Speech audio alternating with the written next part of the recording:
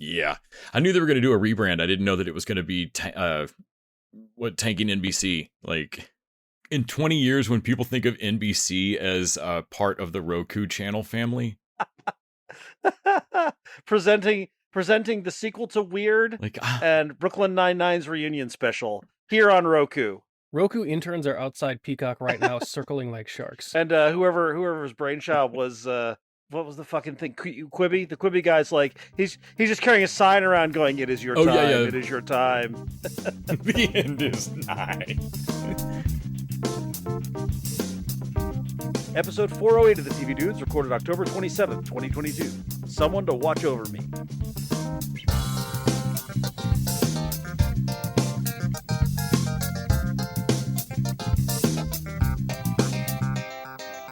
This week, is someone watching over us? The Peripheral on Prime has a variety of different watchers. American Horror Story NYC on Hulu asks the question of what might happen if a scary leather daddy was lurking in the shadows. And The Watcher on Netflix gives us Ryan Murphy's creepy as hell adaptation of a true story of real estate nightmares in New Jersey. But before we get to all that, I'm Randy. I'm Les. And I'm Nick. And we're the TV Dudes, soon to be the bald TV Dudes. Indeed. As soon as Henshin, which is at 28,000 right now, Nick and I's web series Henshin at henshin.com, is at 28,000 right now. And as soon as it hits 30,000, Nick and I will shave our heads. And I realize that Nick is blonde and pale, and it often seems like there is not hair up there. There actually is. It makes a huge difference in the shape of his skull, and we are all anticipating Nick looking really terrible. I will also look terrible. I did shave it once, Les, and I will tell you that I never did it again because a small child came up to me and asked if I was all right. And I will look fucking fantastic because I'm always bald. Yes. Yes. I mean, it's more like a woolly situation. You look sick, like my some daddy. Some kid with a magnet pen just moved all your hair down to your after face. The chemo. But yeah, so Henshin, henshin.com. Go over there. We've been talking about it every week, but make sure and check it out. And if you have not donated to the Kickstarter, now's the time if you want to bald Nick and Les. Indeed. Donate if you want a hench. And incidentally, get some good video and possibly a cool patch and some other cool stuff. You can get all there's all sorts of rewards, and also you'll get to see the episodes get made. Then the costume started arriving at my house, which is the production house today. And so my dining room is literally a rack of crazy clothes. Like it just looks like you ran through like supermarket swept Lucy in Disguise, and then bins upon bins of like, what is that box? Just sunglasses. Nice. It's crazy. The costumers are awesome. Nice.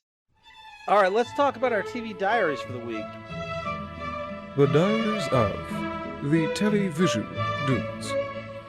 Brought to you by only the finest cocaine wine. And I'm going to kick things off here. I watched a few things, not a ton of things, but I kept up with Atlanta, Quantum Leap, which I'm now an episode behind on, but I'm actually really digging Quantum Leap. They've introduced another twist in the whole meta Leap saga. A couple of them, actually. Star Trek Lower Decks, which we'll talk about in dessert. Megan made me watch Casper, the live-action Casper, which I don't know if you guys know. The live-action Casper has, the big thing is Christina Ricci's in it, but also Bill Pullman plays her dad. Kathy Moriarty plays the evil woman who owns the house. Eric Idle is her lawyer. And then there's a little scene where I think Pullman looks in the mirror and the ghosts are possessing him, and he sees himself as Rodney Dangerfield, Mel Gibson, and someone else. And I'm like, what are all these people doing in this movie? And I forget that Casper was like a big budget thing in the 90s. The Mel Gibson is kind of a huge thing. The Mel Gibson thing is kind of a like, oh, all right. Like this was Mel Gibson. Yeah, he's the handsome ghost. Yeah. Yeah, no, I remember that movie coming out and being huge. Like one of the every once in a while when a kid's movie comes around and you realize like no, they're really backing that one. Yeah. That's not a Hallmark Christmas movie. Anyway, it was not terrible, but I never want to see it again. All I remember from that movie is that at some point Casper whispers to a sort of unconscious Christina Ricci, "Can I keep you?" Man, so Megan this is where her like Christina Ricci crush started, and she's talking about when she's dancing with, spoilers for Casper, she's dancing with the human Casper at the end, and she's like I wasn't sure which one of them I wanted to be. This is and she's also like she's, as we're watching it now, I'm like, I look at her a couple times, I'm like, you realize this is creepy as fuck, right? She's like, yeah, when I was a teenager, this didn't seem creepy. It was very romantic.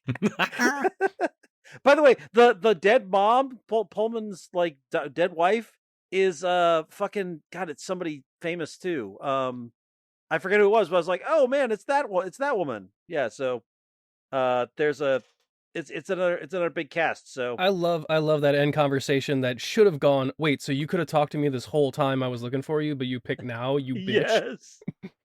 Yeah. Yeah. It's Let's see.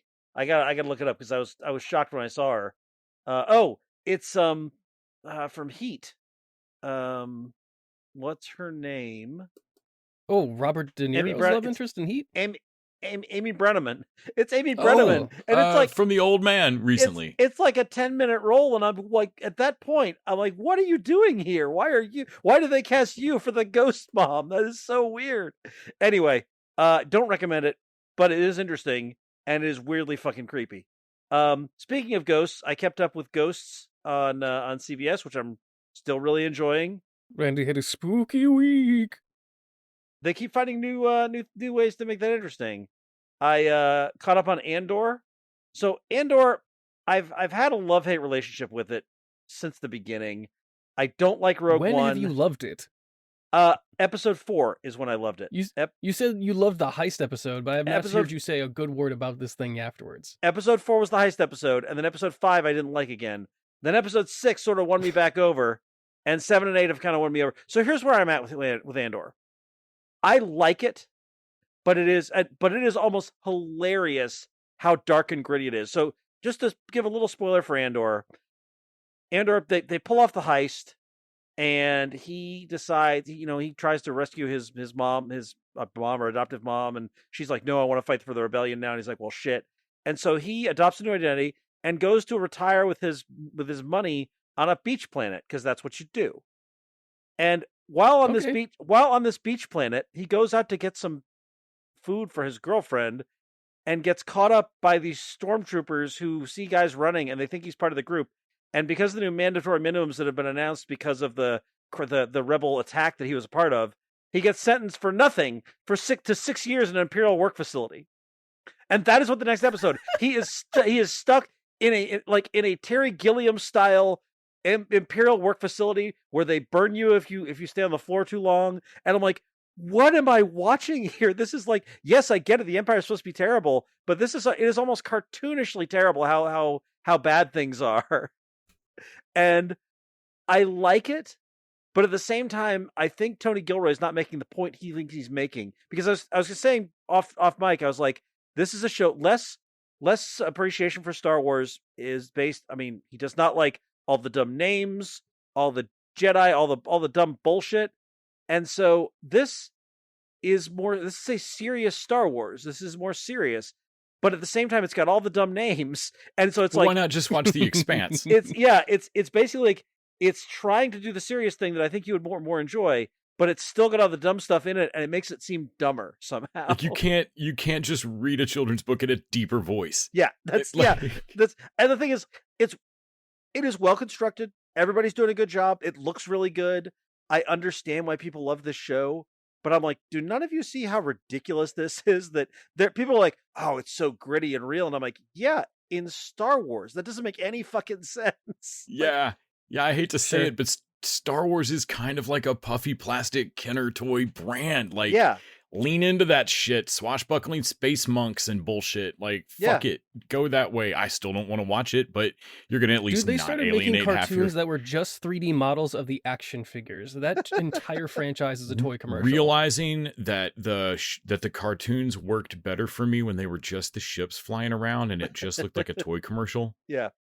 I was like, oh, wow, this is a problem for the show and kind of a disturbing realization for me. And by contrast, I watched the first 3 episodes of Tales of the Jedi, which is a 6-episode mini, like 20 minutes maybe per episode. Ooh, now we get to watch Ahsoka be sad. So the first one is Ahsoka as a baby, which is weird, but good. These are all Dave Filoni. Okay. But I've realized that Dave Filoni is doing the same thing Gilroy is. He's like, look, let's take this seriously. And it seems like he's telling me that the story of Count Dooku, dumb name, becoming a Sith Lord is that he realized that as a Jedi, he's like, oh shit, ACAB includes Jedi, and I'm one of them. Like, that seems to be what they're doing. And I'm like, that's a cool message. I like that. The Jedi do suck, but what a weird way to go with your cartoon. But I love that the Star Wars universe can't get on the same side of that. Some of the writers and directors portray it as the Jedi suck and are stupid. Yeah. And then some of them are like, yeah, but we got to keep the Jedi going. We have to rebuild the Jedi Order. Yeah. Why? Yep. It's never worked. Watched another episode of Reboot, which continues to be great. They brought in Peter. I'm blanking on his name now. He was in Veronica Mars. He was in Zoe's Extraordinary Playlist. I don't remember his name, but they brought him in as an network executive, and he has a history with Paul Reiser's character, and it was pretty great. I'm really loving that show. I'm blinking on his last name too. He was in American Beauty. He's got great eyebrows. Why can I not come up with that name? And it is Peter. I just can't think of his last name. Peter. Yeah, I don't know. Peter Gallagher. I was just going to type Peter Eyebrows actor. Peter Eyebrows actor. Peter Gallagher, or as he's better known, Peter Eyebrows actor. Ranking Peter Gallagher's eyebrows from When You Were Sleeping to the OC was the top. Oh, that's fantastic.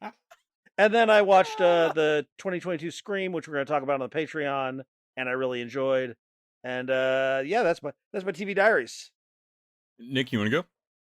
Sure. I watched Dairy Girls, the 3rd season. Loved it. I love that show.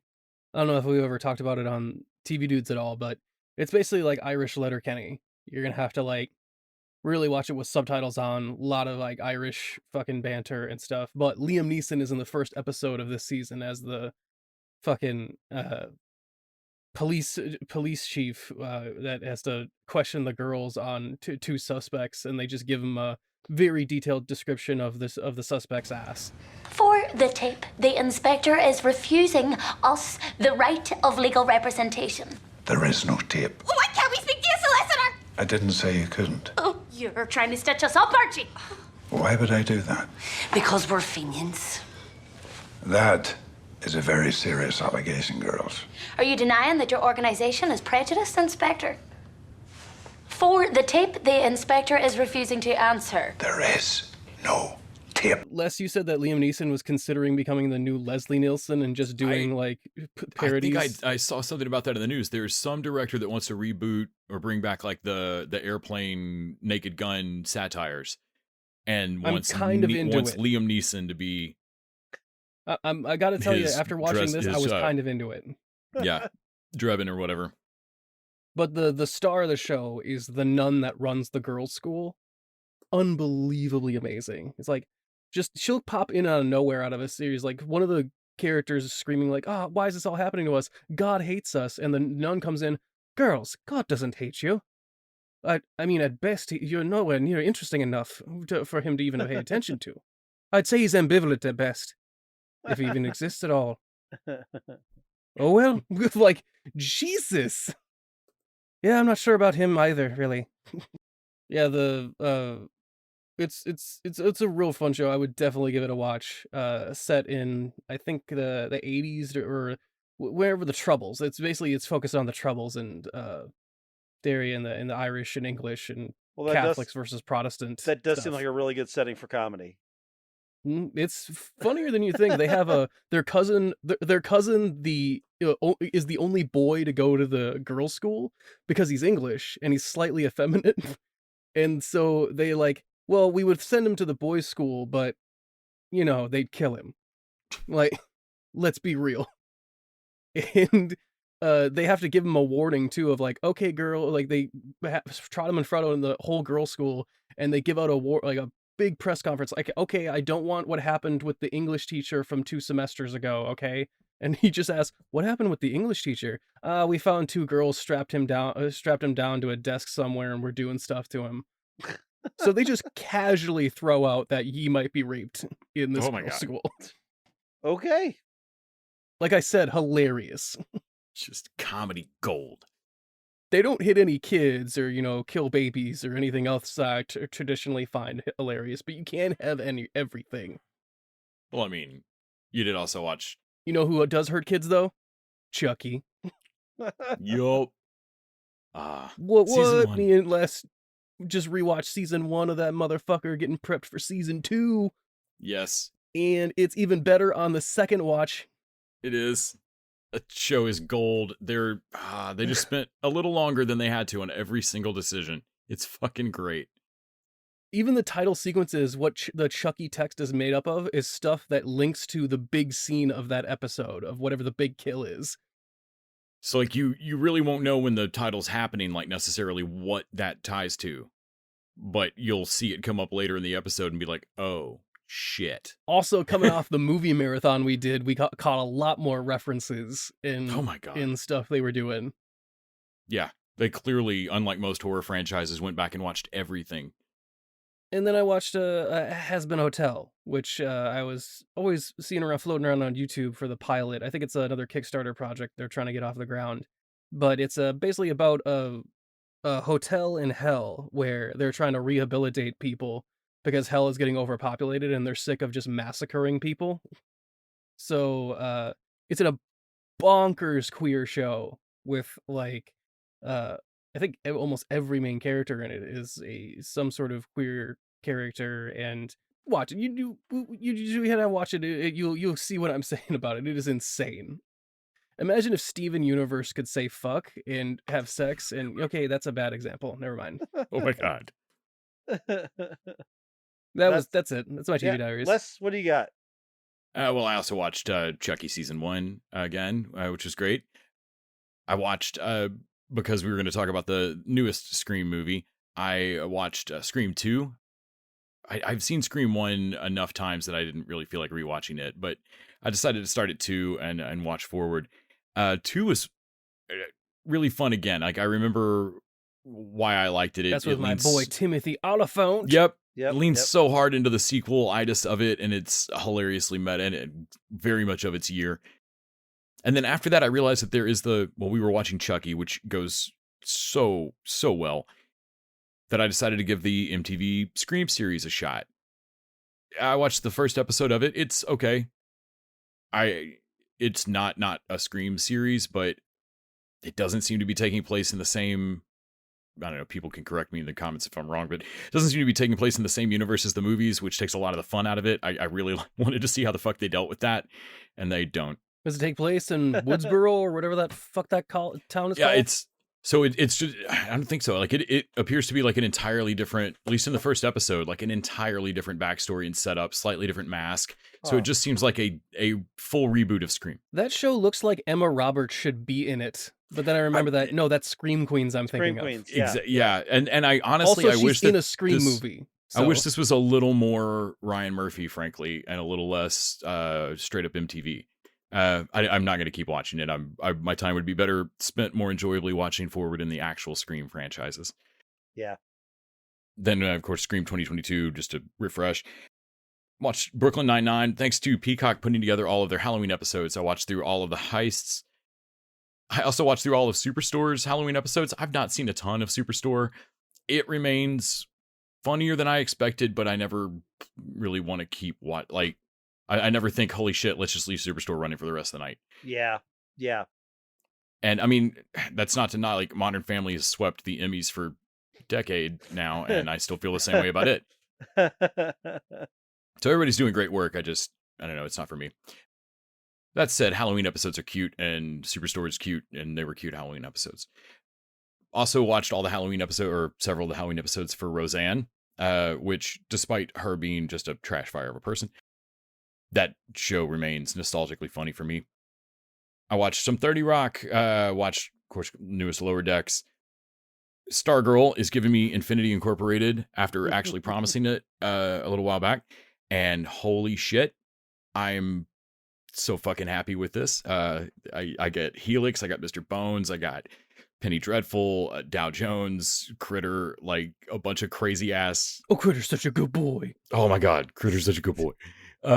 It's just great. They're doing Obsidian and Jade. Yeah, they just basically had like Shade the Changing Man go off to find the Wesley Dodds Sandman's kid or nephew with Jade and Obsidian to go basically be like a weird TV version of Infinity Inc., I think. And then watching them leave, Mr. Bones is standing there in the window, was like, maybe isolation isn't the best for our kids. Maybe Helix should have a team. Like, I love you, you stupid, goofy show. So also watched, kept up on Winchesters, which is still not supernatural, but could eventually get there. It's fun. It's a monster of the week for me right now. Watching Quantum Leap is, I really expected it to just be a leap of the week, the way the original show was, and I am really loving the weird like weird overarching plot stuff that in the 80s and 90s it took multiple seasons for the original Quantum Leap to go, hey, maybe we should introduce this concept. Like, yeah, obviously in 2022, the new show is like every episode we got to add a little bit to this bigger mystery about the project. And that is my preference for storytelling, and I am loving it. Yes. Every week they turn this show a little more into timeless, and I dig it. Yeah. Honestly, every time they make it a little more into timeless, that's kind of every time it starts to feel in line with that, I'm like, yeah, it's good. That's good. Lean that way. Yep. Parks and Rec. I watched Halloween episodes. Those are great. Of course, American Horror Story NYC, which Ryan Murphy just doing gay 1981 New York is fantastic. We'll discuss. Yeah, you know what no one's ever said ever? Hey, do you think Ryan Murphy's gay? No one has ever said that. No. You might throw people off by saying the American Horror Story, also the guy that did Glee. But then you can show them several things like, no, I see the through line. It's fine. No, that tracks. Then I also kept up on The Patient, which I do wish they had just dropped all The Patient at once so we could just binge it, because that's weird. But I was glad it was out there. I also watched a couple of more spooky things. I watched the Explained on Netflix, Explained series. They have one on like folk tales, and that was cool. But then something I think we're probably discussing next week, Del Toro's Cabinet of Curiosities. Yes, yeah. Which have been, spoiler alert, fantastic so far. And also, I really love the 2 a night drop of them. I really hope that becomes a thing where like every Halloween, the week before, we get some kind of... I hope somebody else picks up on this. This is a great way to do it. Putting 2 episodes a night for the whole Halloween week. I've been really digging it. And that's about it for me. All right. This is a good place to remind you that you can support us by going over to patreon.com/tvdudes. Throw us that $1 an episode. In exchange, we get to keep up with our streaming services, pay for our hosting costs, and you get bonus content each week. This week, it's home theater, and we're going to talk about the new Scream, and we'll probably talk a little bit about the Scream series as a whole. We also have our $20 showrunner level, so if there are shows you want us to throw in rotation, you can buy that level, give us a couple of ideas.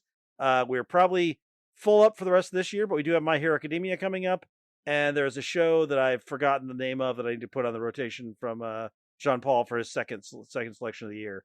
But for next year, we'll be doing shows for the showrunner level again. All right, let's go over to new business. Let's talk about the Peripheral first, which is it's Prime's new sci-fi series. It's based on a story by William Gibson. It's got Chloe Grace Moretz in it. It's got Christian from She's Midsommar. not currently busy with an MCU project yet. They haven't cast her. I don't know why. But she will. She will. Absolutely. But they will eventually. It took me a minute to figure out who was playing her brother. And it's Christian it's the guy that ends up in the bear suit in Midsommar. I'm sorry to spoil Midsommar for people who have not seen it, but you know a dude ends up in a bear and it's him. Oh, that's why it took me a while to like him. Yep. So I really like William Gibson. I actually think there's a perfectly good adaptation to be made of his stuff. There hasn't been one yet, but I feel like someone's going to crack it. I don't feel like The Peripheral does it, which is not to say that's bad, but I didn't get this wasn't like amazing. It's fine. And that's Amazon's brand, like prestige. Okay. I found myself liking this more than I thought I would. I really didn't want to watch it. Exquisitely average. Yes. Yeah.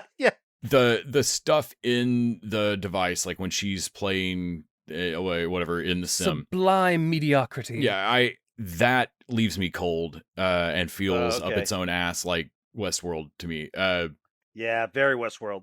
The other part I expected to not like, and the show actually works for me when it is her brother and his squad, who are all aching from the haptics that got put in them in the military, but now they're forming like a backyard defense against, like, all of that shit in the better version of Ready Player One that's happening there. Yeah. Mm-hmm. That all fucking works for me. Mhm. Like him going into his rusty Airstream and grinding for money. Yeah. I expected to hate, and her working at a fab place, that was cool. Like all of that works for me, and all of the shit in the spoiler doesn't. I just don't care. Yeah. The 2050 Rust Belt failing it's barely democracy a spoiler. thing. They basically say it in the beginning of Ep 2. Yeah, they so- straight up say it. But all the stuff that's in, like, what is it, 2030? Yeah. The sort of Rust Belt falling Yeah. apart. That all works. The bit where they've got these mercenaries coming to kill them because of something she did in game, and they're gonna find out who they shouldn't have fucked with us. And it's suddenly these military vets who hack the drone. These guys, it's like basically if Blackwater came after a bunch of actually skilled American soldiers. But yeah, he actually had his And- whole squad yeah. there drinking and was like, well, why don't we just do this? Plus, Yeah. they're all hooked up to each other, so they can see through the drones. And they can see Yeah. through each the other's signatures. through each Yeah, other and they too. can see through each other's eyes. Yeah, and that So they just have an advantage over these guys. But they're in constant pain because of these, like, fucking haptic Yeah. shit. But like that whole sequence really worked for me. That was my favorite thing of the whole thing. I'm not uninterested in the notion of sort of a quantum tunneling into the future for, instead of it being a simulation. I'm like, okay, I mean, this is still basically just Westworld, but I like that you're trying to do something different. And again, it's a William Gibson project, so that could have been a thing he came up with, and Westworld's essentially ripping him off. But at the same time, I'm like, it's cool. It looks expensive. I don't know that I care about another video game thing. Feels like Travelers. I mean, that's basically the I tech in actually Travelers. really liked the first episode. Like, I really liked the first episode where, like, you were saying the setup was good as far as the I love the Chloe hook Grace of how Moretz they is get her actually the in. one that's Yeah.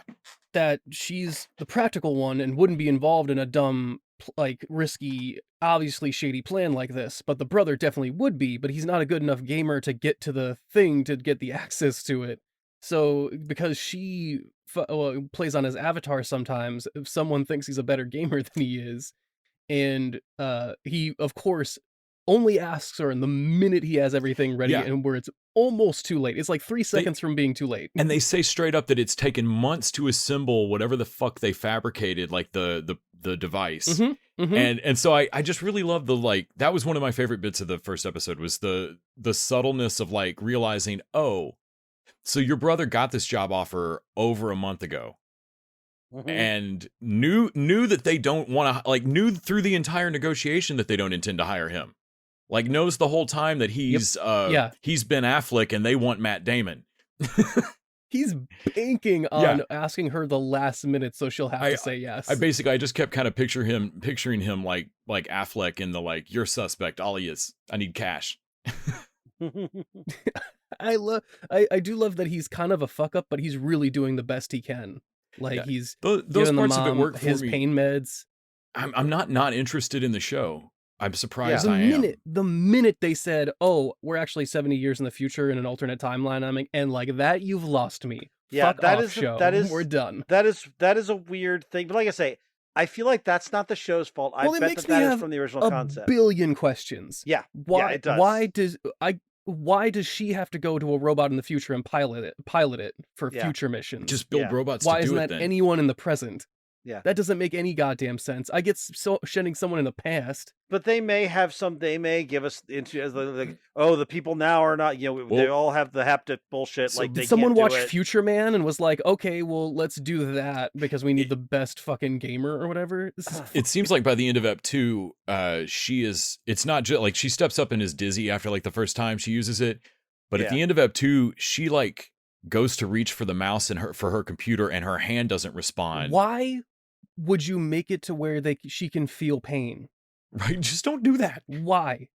How is that helpful in any No, way? actually, that I can see, because pain is supposed to be the warning. Like if you don't have pain, you can get really fucked. Like it can be a useful warning, but it shouldn't be like intense. It should be more of like a flashing red warning pain. Why not turn the horror off for her? Like, why not Why change would out you the make eyeball? a system that could hurt her? They built Like- her robot without her brain in it. Why not change out its fucking eye without my brain trapped in it? Yeah, That's Yeah. fucked up. Or peeling the skin off her robot hand. right. But like I do like at the end of Ep 2 that it looks like using one of those things that your brain loses will start to lose the connection to your body, because it Mhm. seems like she loses motor command of her hand for a second, and like I think what they're doing is good. I think using one of the peripheral things fucks you up, and I'm wondering if there are enough humans alive in the future to risk that. Like, I'm wondering if that's the Oh. deal. Like, I wonder, because she's like, this isn't London. Where are all the people? And like, I'm wondering if like they're decimated. I was thinking the same Or thing. I think is it this- like you need to use someone that's already dead in the future? But no, Yeah. that's an alternate timeline. They don't care about. They don't really care. paradoxes. Yeah. Yeah. I don't know. I'm interested, but I'm also a little bit ambivalent and cold about it. Oh, I'm no Yeah. longer interested. As soon as it was future, I was like, and I'm done. Okay, we're gone. Oh, I- I'm definitely. I'm actually definitely- glad you've said that. I'm definitely gonna at least give another couple episodes a watch. Like I say, the largest thing for me is the William Gibson thing, and so I'm hoping there's more to the technology, the interface, and that kind of stuff. I like the performances here. Well, there seems to be actually a lot of thought put into the technology of it. I'll give it that. Yeah, and that's Yeah. the thing. Is like I feel like you guys are asking questions. The answers may be coming. They may be. No, they're not. Uh, No, they're not. I don't actually. This isn't a J.J. Abrams project. There could No, be, but or it's Damon Lisa Joy and Lindelof. Nolan. I mean, it is two of the. Oh, is it? Wait, is it them? Are they? It's involved? they are producers on it. They are not the writers on it, Ooh, but they are the producers on it. I mean, okay. There was an that interview does- with yeah. it's Stonk something. I can't remember the guy's name. It's a weird. I feel like they're gonna spend a whole bunch of time explaining stuff and still yet not get some answers across. Of like, Huh. Well, I'm not. They may not be super deeply involved in this. I Like, think they're I'm just not- executive producer. Like, I think they're Yeah, just top they're level still money. Executive Yeah. producers. Yeah. They're not writing or anything. No, So, no. but I well, don't know. it felt like they were already in a writer's room when Chloe Grace Moretz is asking him a bunch of questions. Like, wait, why are you doing this? Why that? That doesn't make sense. And they're like, okay, shut up. Just we're talking about our thing, okay? Like, our premise makes sense, okay? Don't fuck off. Yeah, we'll see. I'm not against it. I'm also not super enthralled by it, but I think that's part of that is just the prime of it all. Well, if folks want to, I will try to remember to include the links to my interviews with Lewis Hertham, who plays Corbel Pickett, Chris Coy, who's playing Jasper Baker, and director Vincenzo Natali, who Nice. also directed The Cube. Nice. I kept watching the show and like, well, I've talked to a bunch of people from it. Give Yeah, it a shot. Maybe they'll I do can something with spot- Jasper eventually. I can always spot Chris Coy in a heartbeat ever since Treme. Oh so. man, yeah. At least he doesn't have Jasper. Honestly, even shaved, it's not great. He should just grow the mustache back. Yeah. Jasper looks skeezy, man. I don't know what's up with that character, but ugh, Let's move on. Let's talk about American Horror NYC. Speaking of skeezy looking people, right? this is all in New York in what 1981. An American Horror Story. Name me 17 examples of someone that doesn't look like they're on the up and up. I mean, honestly, there's an actor from The Watcher who, man, Yes. when yeah. Ryan Murphy adds him to the stock of actors, he does it quick. Yeah. That dude, I don't think I've ever really noticed that actor before The Watcher, and then I saw him immediately in NYC, and I like him better in NYC. He's actually less skeevy Well, I as think- an all denim newsman. I think it's much to say that Evan Peters is kind of his poster boy of like Oh my he's Yeah. the God. hunk of the Ryan Murphy universe, and he's still a little sketchy, kind of weird looking guy. Right? So this is 1981. Our lead character seemed to be a gay journalist who works for one of the gay newspapers. It's not the Village Voice; they call it the Native, I think. Yeah, but it's essentially the Village Voice. And I his, love how Randy was like, our main characters seem to be right now because we've only watched 2 episodes, Right. so they can completely Oh, change. we haven't Yeah, even who added in knows? ghosts or So- aliens yet, so his yeah. his on again off again cop boyfriend who is in the closet, who is one of the only people who Man, cares you're not about. wrong about that on again and off again thing. During the episodes. During Yeah. okay, I feel like this is the same day. What is this, high school? How are you getting together and breaking up multiple times a day? Of course, he's still got his ex-wife that he's just now finalizing the divorce with and shit. Yeah, and then we've got the three lesbians who are mad about the coverage. Oh fuck! Sandra Bernhard is Sandra perfect Bernhard. as their leader. Jesus. Yep. What great casting. But what's holding this all together? And then of course we've got the photographer and his messed up. Spock, his coked up. Zachary Quinto, his coked up. I don't Well, know. of course. Lover /boss. I'm sure. not sure. Zachary Quinto playing Predator a / gay employer. man that's kind of evil. Yeah. Yeah, and then there's a fucked up, jacked leather daddy wandering Giant around, motherfucker. possibly cutting people's heads off. Maybe. But also we've got a much smaller But also, he's not the main McBoyle-looking- serial killer somehow, because there's the weird dude. Yeah. That's like, That dude definitely Which, drinks milk in a I mean- bathrobe, man. He is creepy. I'm pretty sure isn't Big Daddy or whatever just from body type alone. Otherwise, I'm gonna call like steroids or like, do they have the Bane like formula? Oh shit! Now I'm gonna imagine that guy's with a Bane And- voice the rest of the season. And of course, all of this, they've also got, I think it's Billy Lord. Yeah, There's Billy a Lord. separate, which they haven't tied in yet. They're hinting like it's AIDS in 81, but I think it's Right. because it's American Horror Story. I'm thinking that it is going to be much bigger plague level than that. I mean, like, Yeah. Oh no, yeah. those are ghost AIDS. like this Yeah. is going to be crazy, like AHS level shit. Or like a flesh-eating virus. Because or like something, they you know. round up all the deer on the island in the first episode. Yeah, and they have to kill them. Yeah, That's a wild scene. yeah, Especially I want to say that they intercut it against or really close to like the scene in the like in the clinic. Like it's Murphy definitely saying something here.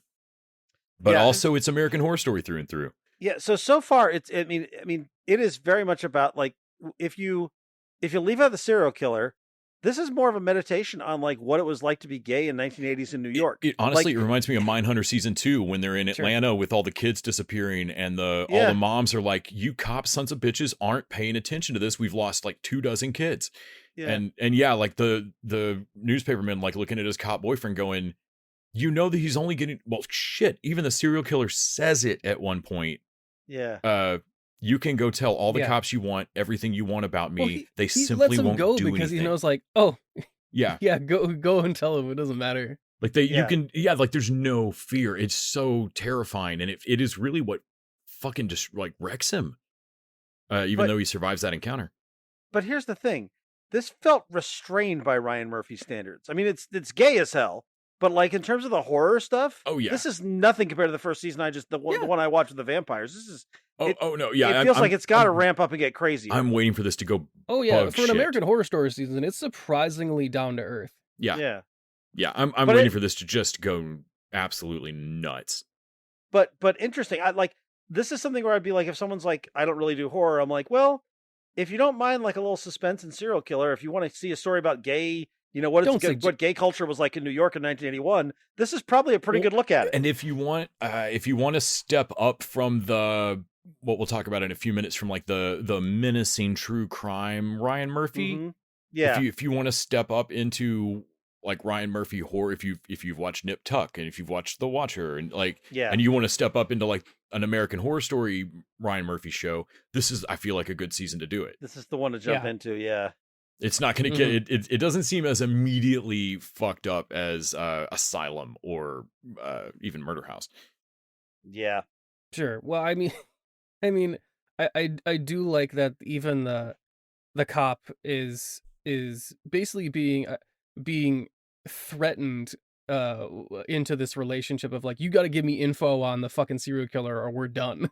And I'm like, am I supposed to be on the fucking reporter's side here of like, hey, no, but seriously, I could like lose my job, my career, and everything. Well, You know that it's not just And like, he says straight up, it is not hyperbole. He's like, I won't lose I'll be killed. Like, yeah, like they kill me.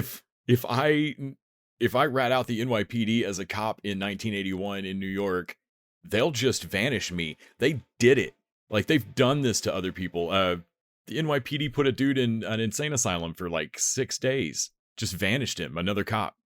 Like, you can't rat out other cops in 1981. Yeah. So this, I was in Ryan Murphy mode a little bit, and Les, you had added something that I wasn't intending to watch to the homework this week, and that is Ryan Murphy's other show that dropped on Netflix, The Watcher, which is weirdly, after watching 2 episodes of Horror Story and turning on The Watcher, I think I was in the right mode for it, because I was like, oh, this still feels kind of horror-y. And The Watcher is based on a true story, but it's scary as fuck, man. It is scarier than some of the horror movies I've watched. Like, it'll make you make sure your doors are locked. Before I forget, before we jump into this, the crazy thing I just said about the NYPD putting a dude in an insane asylum against his will. Yep. Adrian Schoolcraft. Go look up Adrian Schoolcraft. He figured out other cops were dirty, recorded a bunch of Serpico shit on them. They vanished him into an insane asylum for 6 days and fucking billed him for it. Oh, man. You got it. They billed him for it? I don't know why that makes it so much worse to me. Anyway. That's the real. I have not looked up the true story on The Watcher. I have held back. I'm going to have to now that I finished it. I looked it up. Immediately after finishing, I looked it up. And here's the thing. The most important thing to know. They don't know who the Watcher is. Mm-hmm. Like, we still don't know that this is fictionalized. But they end with that with that tag of like that's like, still technically an unsolved case. We don't know. The ending of this could be we don't know who it is. So this is about a couple that buys they're a married couple. They've got 2 kids. They have bought a house in where are they? Are they in Jersey? Jersey, I think. Yeah, they're in New Jersey. That's right. It's basically like.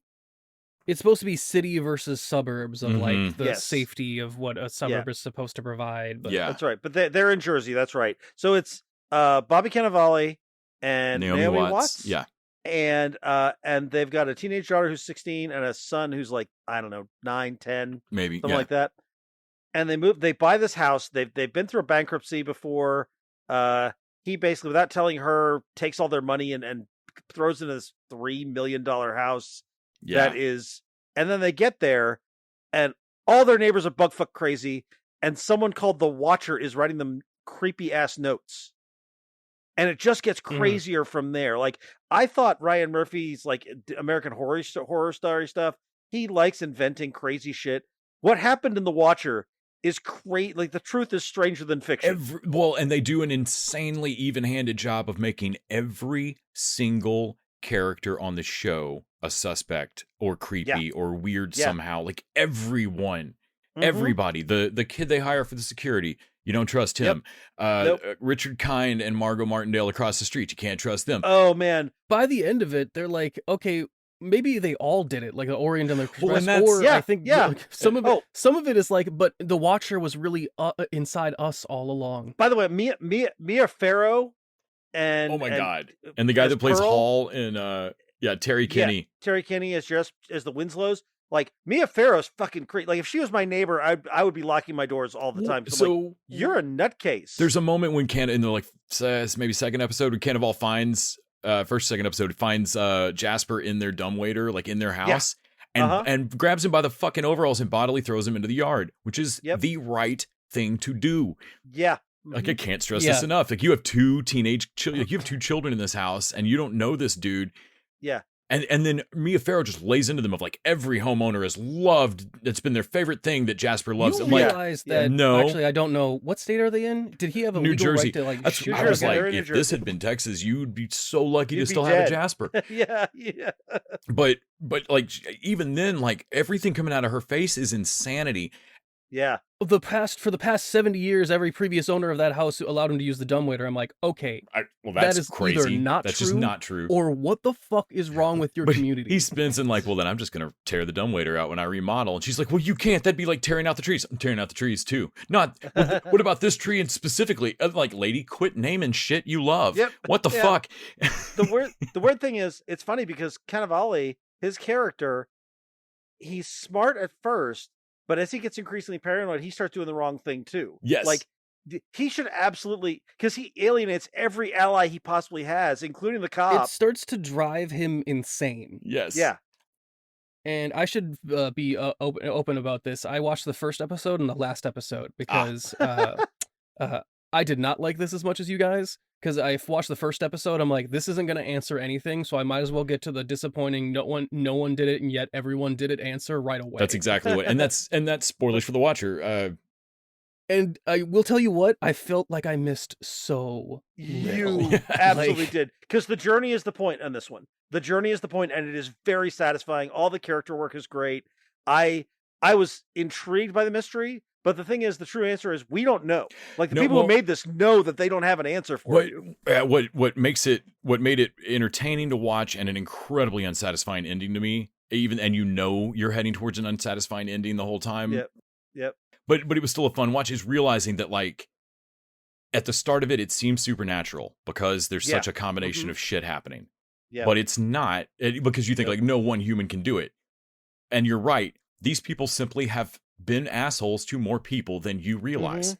Yes. And like slowly realizing that, like, oh, it seems like you're being haunted, and that's because like 4 or 5 of your neighbors are fucking with you independently of each other. And nobody quite knows, like, oh my God, have you been driving them slowly mad too? This might have been a little much. Yeah. And also Cannavale, like, oh my God. Yeah. Some of the big reveals are hilarious. Well, he starts to like go into where you could start to see of like where it starts to escalate if he starts writing letters, and it's like, okay, well, if he writes one back to the other neighbors at one point, and like, well, I just couldn't resist. Fuck it. Yeah. And he starts to watch the other neighbors watch the house, and then he watches the house, and then his wife is watching him watch the house. Yes. And it's like, what is like, going on? This drove all of you nuts. This is also like gaslighting 101. Like, you can see what it's like for them to be told things that are not happening, they can see are happening, and it drives them to madness. It's an interesting meditation on greed as well, because they say that they want to feel so much safer in the suburbs, and I'm like, what are you talking about?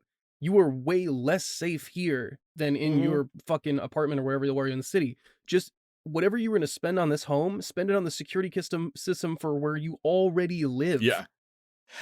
There's a moment when they first call Shooter when they call the cop for the first time. Christopher McDowell and Donald, who's great. And he shows up, and I think it's after the kid's ferret, son's ferret has been killed. Ferret, and like killed. Maybe he ran into a wall. Like, yes, the fucking hardest I laughed this whole series. Like, it was worth it for the joke there just alone. When that cop, Bobby Cannavale hasn't spoken through the entire interview. Okay, McDonald, okay. Yeah. Like, he hasn't spoken through the whole interrogation so far. And McDonald's like, well, maybe you committed suicide. And I just love Cannavale turning it around. It's straight out of Letterkenny. It's like, oh, okay, Derry, okay. Yeah. So he's like, wait a minute. Yeah. How much does a ferret do you think weigh? a fucking ferret weight? How fast does it have to be going? It's a suicidal fucking ferret. Yeah. I love that. Cannavale's I have no time for your bullshit thing serves him well until it just suddenly doesn't. And then the constant realtor bullshit is hilarious. Oh man, Jennifer Coolidge is great here. This made me want to go back and watch the rest of White Lotus, even though I was bored to tears by that show. The structure here is not unlike Midnight Club, in that there are short stories in each one. Like, there's somebody telling a story, and it's unreliable narrators. So, like, the story of the guy who killed his family, which may or may not have happened, and the story of the crazy guy, the guy tells him about the blood cult, which may or may not be true, probably isn't. Well, and like, the story he gets that technically is that sews it all up. Yeah. And as it's being fake, told to you, it's not right. Yep. Well, I mean, even if you've never, I don't know why. Actually, I didn't like that because I was like, what are we doing spending so much time on this? I, as an audience, knowing that, okay, you're spending the first 20 minutes of this fucking show, but we got 20 minutes left, so this isn't the answer. If I looked up the real story, I know this wasn't the answer. This isn't all tidy up. Like, this. Yeah. Why are we spending? And also, it's so easily proven false. Why did she bother? Yeah. Yeah. All it requires is any checking up on that story to figure out if it's true or not. I think the point we're supposed to get is that she's about to go. Yeah, and she's just like, trying at least to do something. Right. maybe I can give them a bit of peace, and maybe it'll work. And if it doesn't, well, I'm dead tried. anyway. Yeah, I tried. And I think that makes total sense to me. Here's the thing. I really loved this. I did not need a finale. Unlike something like Lost, where I'd be really pissed if they didn't give me some attempt of an answer. I'm like, no, they have no answer to source material. They can do that going in. The only thing I would say, and I don't know if this would have been the right call, I almost feel like they should have started it. Hunt for Red October starts with that whole thing of like, there's a warfare and the U.S. and the Soviets swear none of this ever happened. I feel like instead of at the end, the creepy tag of like the Watcher was never caught. Just open with I think they should have opened with that. They should have said, this is based on true events and the Watcher was never caught. And then we know going in that we are not going to get an answer. And I think that would have been more honest. And it would have set the tone differently. And I think that's an easy thing to do. And I think that they should have done that. I understand why they didn't. And like I say, I'm not upset about this not getting a satisfying that's the Watcher, because every story was fascinating to me. Also, I want to ask, where does the Bobby Cannavale being really weird with his daughter, like about expressing any sexuality story? I don't know what that's there for. They use that, I think, like she's laying into that. She's laying into him about that before the letters even start. Yeah. Of like, you didn't, like, the first thing she says to him about it is, you didn't used to be like this. What is with you lately? And it's, and I think they're doing it to like, well, the thing he's aware of that's making him behave differently to his daughter is realizing, oh my God, my daughter's now subject to the male gaze. Like his daughter's crossed the age line where he's realized other guys are looking at his daughter and he's suddenly parenting her differently because other people watching his family's fucking him up already. Yeah. But they don't make that point strong enough. They don't make that point strong enough at all. But I think that's what they're trying to do there. The suburb is actively making him a worse person. I think I kind of get that. Yeah. Okay. Like it makes sense. He was already a guy that was paranoid about how he looked to other people. It just felt like that was leading to something that never. They're the most aggressively beige family on the planet. Oh yeah. They do all look related. Like they do all look like they came from the same cult. Yeah. Like a Container Store cult. Yeah. Yeah. This was a surprise to me. I was fascinated by this. I did not expect to like it as much as I did. So I'm super glad that we wound up watching it. Well, cool. I was glad I threw it on there. Every breath you take, every move you make, every bound you break, every step you take, I'll be watching you. Every single day, every word you say, every game you play, every night you stay, I'll be watching you. Let's have dessert. Let's talk the final episode of Star Trek Lower Decks Season 3. Oh, wait a minute. What? Is there a new episode tonight? No, that was it. It's a 9-episode season. Which one are we talking about? Where this was Mariner gets the reporter. Yeah, the reporter. Yeah. That's the last episode. Okay, so there's not a new one. There's not a new one tonight. The episode 9 was the last one. Episode 9. It's a 9-episode series. Yes. You sure? No. Pretty sure. Is there 10? Yeah, there's an episode 10 tonight. Oh, the Cerritos crew must prove their worth in a mission race. Oh, okay. That felt like an ending to the season. I have suddenly something else to do, guys. Bye. Okay, good. No, I thought it was a 9-episode series. No, I think they're going to deal with because of how much shit she gave Boimler for transferring. I think they're going to have to do the season finale with them going, you can't just leave. Are you kidding me? Yeah. Yeah. Okay. That makes more sense. Okay, good. Well, I'm glad to see it. So let's talk about episode 9 then. Let's talk about Starbase 80. The reporter that comes. What's funny is we're recording this on a Thursday, so we could have gotten both episodes in today, but we all thought it was the last episode. Yeah, but also we couldn't have because I had to watch the end of The Watcher. So right. Priorities. So the reporter on Star Trek, this is a thing that's happened before, right? It feels weird to me in the sort of, I understand the it's utopian and that kind of thing, but like their reporters still feel like the reporters of whatever era we were seeing. Like in the 90s, TNG's definitely done that. They were like hard copy reporters on TNG, and they were like it feels like they try to futurize everything, but not journalism. This journalist feels like they could be right out of the 90s. Yeah.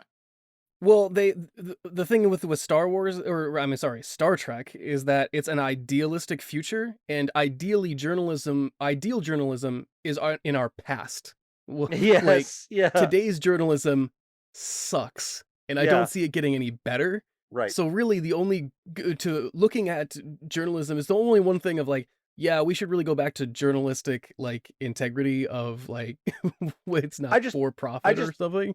I just have a hard time with in Star Trek, which is supposed to be this sort of idealized. I mean, I get it. We've occasionally got Deep Space Nine, we've got Gold Press Latinum. There are parts of the galaxy that are not, but this is supposed to be a post-scarcity utopian future, and reporting is still gotcha journalism. Still gossip. Yeah. Yeah, I guess. I don't know. That's all I can think. Their whole like Operation Second Pass. When they're discussing the like so what did Picard do? Well, he just separated communications and left. Wait, what? What? And yeah, all of that was just fantastic. Yeah, they do like to pick up on weird elements of TNG and go, I can't believe they did that. I didn't know if Starbase 80 is a new call creation. That, like they think he's right halfway through because the addict planet is fine. Like, yes, I guess you could say we're addicted to marathons, fitness and eating right. Yeah. Like, if they'd stayed there for a few days, like that planet's not okay. Yeah, there's definitely like a supercomputer running things somewhere. What hole do they Sparta kick the non-exercisers into? Seriously. I did like that the guy was like, check their government, make sure it's not run by like children or something. Right. Like, just look around for a minute. Yeah.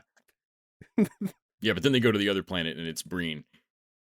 Well, also like that they have to like Project Flyby has to find something wrong in this mission so that it can keep happening, but the object of Project Flyby is to just check in on planets, which and means hope that they're boring. You're not gonna have to do it. Yeah. And just you're not gonna have to do something most of the time. It's like being preemptive. It's like, well, yeah, you didn't get to. It's about stopping these things before they become death cults and all this other bullshit. Yeah, I love that somebody points that out and like, yeah, but we have a reporter with us though. Like, this needs to look good. Yeah. Yeah, I like that whole bit of it, but then also, Nick, you discussed this whole episode really, really relies on like Mariner being shocked that everybody's so sure that she's ruined everything. And like, everybody looks her straight in the face and is like, but you have assured me repeatedly that this is who you are. Yeah, why would we not believe this of you? Yeah. You keep it's like that old saying, like, if people tell you who you are, who they are, believe them. Like, you've beat me up yelling at me that this is who you are. I'm sorry, and it feels like the show is like trying to get me like to be sympathetic with her, and I'm like, like, Jennifer, you know me better than that. I'm like, does she? Does anyone? And even Jennifer looks at her like, do I? This is who you've told I don't me. think I know you better than that. Yeah. I mean, I like how that all played. I thought it was hilarious how that all played out, that they tried to cherry pick who would talk to the reporter and it backfires. But but still, like, yeah, they hung that whole thing on Mariner being butthurt about something that I was like, it's weird that you are this mad about this, but okay.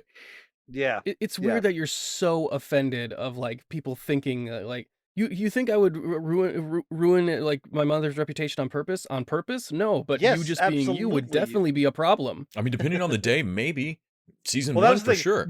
When they got to it and the reveal was that she had not been, that surprised me. Yeah, right. Like, that was the surprising thing. This doesn't seem like Mariner. She would not be the like how great we all are. We're a family. Like, because she was saying like someone needs to go tell the truth of what really happens on this ship, and I'm like, okay, well that's not what you really think. It felt like a CW Arrowverse level of, or it's the first time you've ever said what you really think, and you lie to everyone else the rest of the time. Yeah, which is also super weird. How are they supposed to expect you to it flips it to where the other way of like, well then they still would expect you to be a fucking terrible at it. I kind of wanted Mariner to, like, as people were accusing her, to go, no, this one time I sang Starfleet's praises. Why? Yeah, that's what it should have been. It shouldn't have been like, how could you have think that? I mean, she'd be like, no, I was trying to fix things. Like, she's like, no, I actually tried to do the right thing this time. And no one. Well, then she must have seen through your bullshit then, because for no one to believe that would have made sense. Yes. If she had said, yeah, oh, I went to this reporter and I told her all the good stuff. I told her what a family we are, and they were like, bullshit. No, you didn't. Just tell me what you said. No, Just tell me what you actually said. You're trying to save your ass now. Tell me what you said. It felt like a CW like Arrowverse level of being obtuse for no reason. If they believed that she didn't have that in her, Yeah. like that she couldn't do it, like that would be, I would switch that. And really, the only reason I'm fixated on it, is because it's just a rare narrative misstep for the Lower Decks. Because it really is. As funny as the show is, yeah, it's usually the character development they usually do is very on point and very smart. So I thought, this whole episode, it feels like you want me to be on her side, and I'm just not. I feel like everyone else is fully justified in assuming she said horrible things. They were wanting to basically get her to the archaeology thing, and they moved places in there. But it would have been better if they'd found another way for her mom to threaten to send her to Starbase 80 or whatever else. Because this all felt like, no, she's totally in the right. Let's take a moment for Starbase 80. Oh my god! Oh man! I don't know if that's a callback to the original we series, finally get to see it, or what. Like, I don't know if Lower Decks invented that. I don't care. It's the greatest. Here's your uniform. It has a sandwich in it. Oh my god! I told you I didn't need it. Was Adam Pally one of the guys, or was that somewhere else that he did voice? Because I feel like Adam Pally's character from Happy Endings would definitely be when he looks at me like, "Hey, you're not guy. my captain." Yeah. So what was the British show we watched? Slow Horses or yes, where they send all the spies who truly fuck something up. Yeah. So Starbase 80 is the Star Trek's that. Like of like, okay, you can't have like a civilian job because you know codes and stuff. You know too much, But you definitely can't be anywhere important, so you go to Starbase 80. Well, it's a society that's like, well, we trained you and everybody's valuable. Yes. I mean, sure. We love you all. Yeah. We love you all equally. I don't care for Starbase 80. That part was really funny. Seeing her with Space Archaeologist Girl, I'm all for that. Of course, we knew that was coming from the moment that they introduced the character. This was a weaker episode, I think. Me too. Yeah. I think I was shocked only because it's so rarely misses of like. Yeah, especially not in this way. Like, that's not a thing they miss on. Yeah. It felt like they needed to get her somewhere, and it just didn't feel quite right. Yeah. I was trying to look up and see who the Starbase 80 dorks were. As far as episodes to fuck up on, I guess this one's better than the actual last one, since the finale should probably hit bigger, but hopefully it's starting off from a weak foundation, in my opinion, but obviously that doesn't... Oh, and we should talk about Dr. Miglimo taking over getting to be captain for a minute. Like, open up communication, open a subspace communication to my Meemaw. Looking to see your big boy in the captain chair. Meemaw, I've told you never to call me while I'm at work. Paul F. Tompkins, what is that? You being the best part of the show again? Again, every time? Yes, it was. Yeah. So I guess next week we'll check in on the finale, and then we'll be out of dessert for a while. Yup. Were Tendi and Rutherford doing anything? Not this episode, really. No, there was not a lot for our main guys. Yeah. Maybe that's the problem, is that they didn't have, like, it was all very Mariner focused, that we didn't have. That may have been the issue, yeah. All right. That about wraps it up for us this week. Thank you, Les. Thank you, Nick. Thanks, Randy. Thanks, Nick. Thanks, dudes. Everybody, please go to henshin.com and get us to 30K on our way to 40K. Make Nick and I go bald so that Randy feels, team spirit. And also go to tvdudes.com or patreon.com/tvdudes and throw us that $1 an episode you can listen to us talk about. This time it's going to be Scream. We've been talking about all kinds of movies this year. And until that time, TV Dudes out. The TV Dudes is an independently run podcast out of Austin, Texas. We are exclusively listener supported. If you'd like to help us out, go to patreon.com/tvdudes. You can also find us on Facebook, Twitter, and Instagram at TV Dudes. All the music for our show is done by our friend and original TV Dude, Gregory J. Amani Smith. To find out more about us, go to thetvdudes.com. I'm Randy Lander. I'm Les Weiler. And I'm Kyle Scott. Thanks for listening.